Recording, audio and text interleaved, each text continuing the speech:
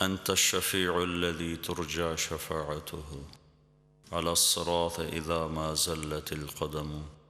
وصاحبك لا أنسى جنید بھائی کی طرف سے زبیری صاحب نے کہا کہ بھائی آج کل ان کے بارے میں فیس بک پہ بہت سی باتیں چل رہی ہیں اور بہت سارے ایشوز کھڑے ہیں۔ اچھا دیکھیں، پہلی بات تو یہ ہے کہ جو ہمارے جنید جمشید صاحب ہیں وہ کوئی عالم دین نہیں ہیں، اور وہ کوئی یعنی کسی مدرسے سے فارغ نہیں ہیں، اور ان سے اگر کوئی بات ہوئی ہے، وہ ایک مبلغ ہیں اور لوگوں کو اسلام کی دعوت دیتے ہیں، ٹھیک ہے؟ وہ تو ہر مسلمان کی ذمہ داری ہے۔ اب اگر پہلی بات تو یہ ہے کہ وہ جو ویڈیو فیس بک پہ ڈالی گئی ہے وہ 2.5 سال پرانی ویڈیو ہے، 2.5 سال سے وہ چل رہی ہے، کسی کی توجہ اس طرف نہیں جا رہی، کسی کا ذہن اس طرف نہیں جا رہا۔ سوچنے کی بات ہے نا کہ بھائی 2.5 سال پرانی ویڈیو کو ابھی لگا کر اور اس کے بہاف پر آپ جو ہے ان کے خلاف فتوے دیں، آپ ان کے خلاف ایف آئی آر کٹوائیں، لوگوں کو ورغلائیں کہ ان کو یہ کر دو وہ کر دو، تو یہ کتنی بڑے ظلم اور زیادتی کی بات ہے۔ یہ تو ایسا لگتا ہے جیسے یہ کام حب علی میں نہیں بلکہ بغض معاویہ میں ہو رہا ہے، تو یہ تو مسلکی دشمنی لگتی ہے مجھے۔ باقی رہ گئی یہ بات کہ جب ایک شخص نے کھلم کھلا آ کر اور ہاتھ جوڑ کر اپنے اس غلطی کا اعتراف کر لیا کہ بھئی مجھ سے غلطی ہوئی، اور میں نے الفاظ کا جو چناؤ تھا وہ چناؤ ٹھیک نہیں تھا۔ دیکھیں، وہ چاہتے تو ڈٹ سکتے تھے، وہ کہتے نہیں، میرا کہنے کا مطلب یہ نہیں تھا، اور میں اس طرح سے نہیں کہا، جس طرح سے پوری تقریر کو سنیں، سیاق اور سباق کو سنیں، میں گفتگو اس پرائے میں کر رہا تھا، صرف ایک پوائنٹ کو نکالنا، ایک نہ سیاق کو دیکھنا نہ سباق کو دیکھنا، ایک اس کو نکال کر اور اس سے اپنے معنی اخذ کر لینا۔ تو وہ ڈٹے نہیں، انہوں نے کوئی ہٹ درمی نہیں دکھائی، انہوں نے کوئی اس کے اوپر وہ نہیں کیا کہ نہیں نہیں میں ٹھیک ہوں، نہیں، انہوں نے فوراً جب علماء نے ان کی توجہ دلائی اور فوراً انہوں نے جو ہے وہ ویڈیو بنائی اور فیس بک پہ لگا دی، یوٹیوب پہ لگا دی اور معافی مانگ لی۔ دیکھیں، ان اللہ یحب التوابین و یحب المتطہرین، کہ اللہ تعالیٰ توبہ کرنے والوں کو پسند کرتا ہے۔ دیکھیں، جب انہوں نے توبہ کر لی تو مجھے اور آپ کو کیا حق پہنچتا ہے کہ ہم آپ ان کے اوپر فتوے لگائیں؟ پہلی بات۔ دوسری بات یہ ہے کہ ایک شخص کا ٹریک ریکارڈ یہ بتاتا ہے کہ وہ نیک اور صالح شخص ہے، لوگوں کو دین کی طرف بلا رہا ہے، وہ دین کا کام کرتا ہے، تو آپ صرف اپنے مسلکی مخالفت کے اندر اس درجے تک چلے جائیں کہ جو ہے وہ، اور پھر خوشیاں شادیانے بجائیں کہ جی ہم نے بڑا کارنامہ انجام دے دیا، تو یہ تو صرف اور صرف مجھے ایسا لگتا ہے جیسے ذاتی اناد ہے، یہ کوئی بغض ہے اور کوئی ذاتی دشمنی کی بات لگتی ہے۔ ورنہ 2.5 سال بعد اٹھ کے خیال آ گیا، تو آپ پہلے بھی دیکھیں کہ پہلے بھی اسی طرح ہی ہوتا رہا ہے، لوگوں کو ٹارگٹ کیا جاتا ہے بیٹا، وہ کیونکہ دیکھیں یہ بات تو مجھے اور آپ کو تسلیم کرنی پڑے گی۔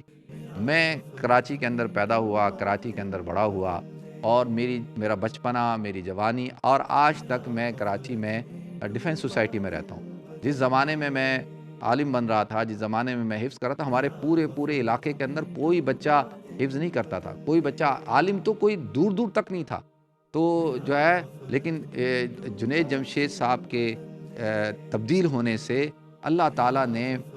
پاکستان کے اندر خاص طور پہ جو ہائی کلاس جو سوسائٹی ہے اس کے اندر ایک چینج لے کے آئے۔ اس سوسائٹی کے بچے تبلیغ کی طرف لگے، دین کی طرف لگے، انہوں نے داڑیاں رکھیں، اور شلوار قمیض جو ہے وہ فیشن میں آ گیا، ورنہ شلوار قمیض تو کوئی پہنتا تک نہیں تھا، جس علاقے کی میں جس سوسائٹی کی بات کر رہا ہوں دور دور تک کوئی نہیں پہنتا تھا۔ لیکن کیا ہوا کہ شلوار قمیض، داڑھی، ٹوپی، یہ سب ہمارے نوجوان نسل کے اندر یہ سب چیزیں آ گئیں، لوگ جو ہے نمازی بننے لگ گئے، وہی لوگ جو ہے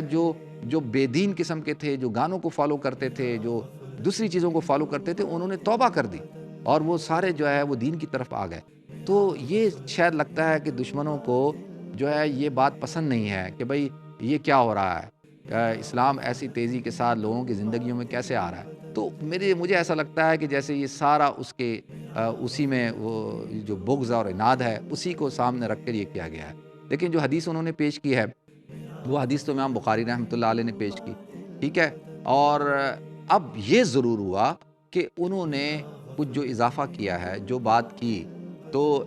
وہ طریقہ کار ٹھیک نہیں تھا، وہ الفاظ ٹھیک نہیں تھے، اور اس کو اس طرح سے نہیں کہنا چاہیے تھا۔ اب آپ دیکھیں کہ ایک شخص دن میں 3 دفعہ 4 دفعہ بیان کرتا ہو، اور ہو سکتا ہے انسان ہے، کبھی زبان پھسل سکتی ہے، کبھی ہو سکتا ہے مجمع نوجوانوں کا تھا، اس میں انہوں نے اس طرح سے بات کر لی، لیکن اس کا ہرگز مطلب یہ نہیں ہے کہ آپ جو ہے وہ اور پہلی بات دیکھیں، میں اگر کوئی بات کرتا ہوں تو اس بات کی تشریح کرنے کا حق مجھے ہے، یہ نہیں کہ وہ دوسرے لوگ لے کر بیٹھ جائیں اور بیٹھنے کے بعد میری بات کی تشریح کرنا شروع کر دیں۔ سب سے پہلے کم سے کم آپ ان سے پوچھے تو صحیح کہ بھئی آپ نے یہ بات کی، اس کا کیا مطلب ہے؟ اس کو آپ نے اس طرح سے کیوں کیا ہے؟ تو وہ اس کی تشریح کر دیں، بتا دیں، وضاحت کر دیں، ٹھیک ہے؟ اگر آپ کو وہ لگتا ہے کہ نہیں جی یہ وضاحت ٹھیک نہیں ہے تو پھر آپ آگے اس بات کو لے کے جائیں، لیکن یہ کوئی طریقہ کار تو ٹھیک نہیں ہے نا اس طرح سے کرنا۔ اور ایک بندے کو آپ جو ہے ایسے اس حد تک ختم کر دیں کہ اس کو گستاخ رسول تک کا خطاب دینا شروع کر دیں، اور یہ وہ لوگ کر رہے ہیں جو پڑھے لکھے لوگ ہیں، میں تو حیران ہوں ان لوگوں سے۔ اور پھر دوسرا اس کے خلاف جو ہے ایف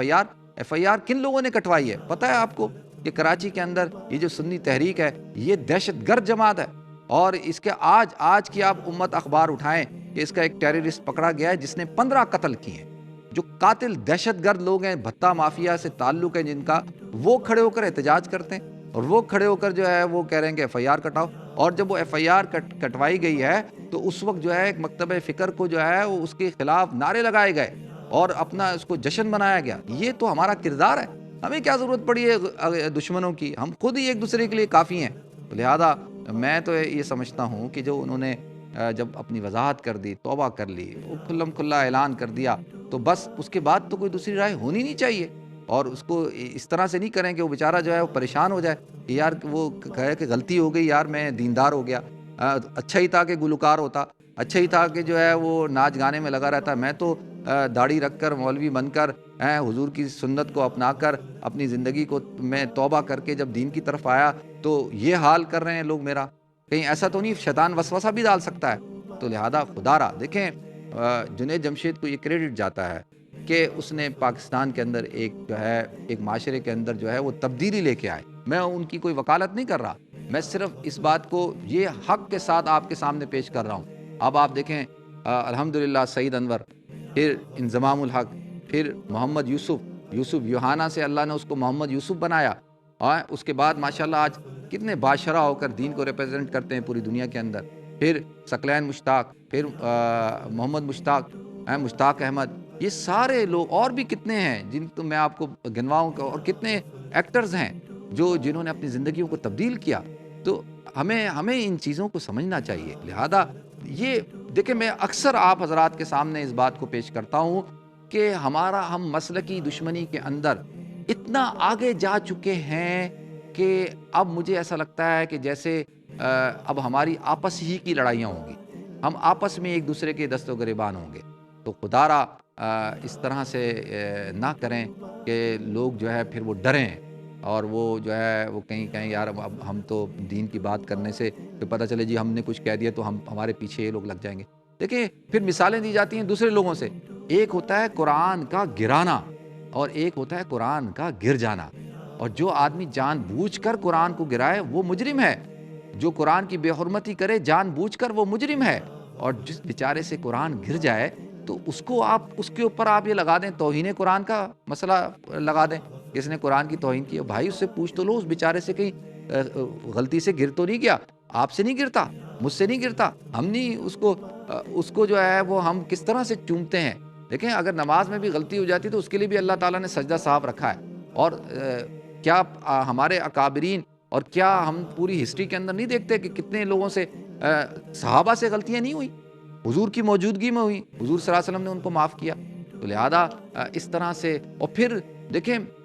ایک صاحب اور ہیں جن کے بارے میں حیران ہوتا ہوں کہ اس شخص کو کس نے اجازت دی ہے ٹی وی میں بیٹھ کر اسلام کے پیغام، وہ اب اپنی اوقات میں آ گئے ہیں، وہ جو ناچ گانے ڈانس وانس اب انہوں نے کھلم کھلا وہی شروع کر دیا جو پہلے کرنا چاہتے تھے لیکن اسلام کا لبادہ اوڑے ہوئے تھے، انہوں نے کھلم کھلا جو ہے وہ گالی دی۔ یقین جانیں کہ میرا دل دکھ رہا تھا کہ آج بھی کل بھی وہ بار بار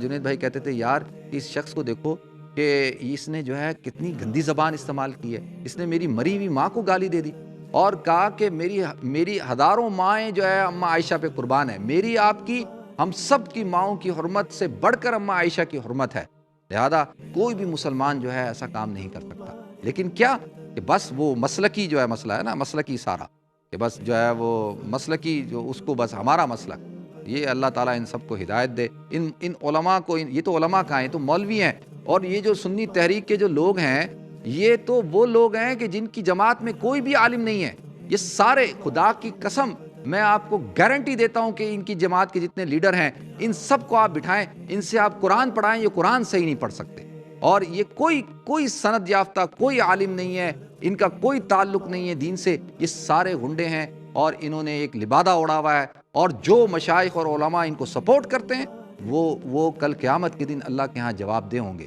یہ سب جاہل لوگ ہیں, ان کی آپ گفتگویں سن لیں, میں نے خود سنی ہے. ایک شخص جو ہے ان میں عالم نہیں ہے. لیکن کیا پگڑی پہننے سے, کیا داڑھی رکھنے سے کوئی شخص جو ہے وہ عالم بن جاتا ہے؟ کیا وہ نبی کا وارث بن جاتا ہے؟ تو اللہ تعالیٰ ہم سب کو ہدایت دے, ان کو بھی ہدایت دے. اب آپ, میں یہ موضوع پہ بات کرنا نہیں چاہتا تھا, ابھی 2-3 دن سے جو میں گفتگو کر رہا ہوں تو یہی تو کر رہا ہوں کہ یہ عزت آبرو, مسلمانوں کے آپس کے حقوق, یہ کتنے ہیں, وہ ہیں کتنے آسانی کے ساتھ. مجھے تو ایسا لگتا ہے جیسے کل کوئی کھڑا ہو کر میرے پہ لگانا شروع کر دے گا کہ یہ بھی جو گستاخ ہیں جی. ایک تو ہم نے گستاخی کا سرٹیفکیٹ اپنے پاس رکھا ہوا ہے, اپنے آپ کو ہم نے عاشق رسول ہونے کا سرٹیفکیٹ لے لیا ہے, وہ خود ساختہ, اور دوسرے کو بس سب کو جو ہے گستاخی کا سرٹیفکیٹ دو. آپ کون ہوتے ہو بھائی؟ تو لہذا یہ تو حال ہے ہمارا. اللہ تعالیٰ ہم سب کو عمل کرنے کی توفیق عطا فرمائے. غفلت میں ڈوبا دل بدل دے.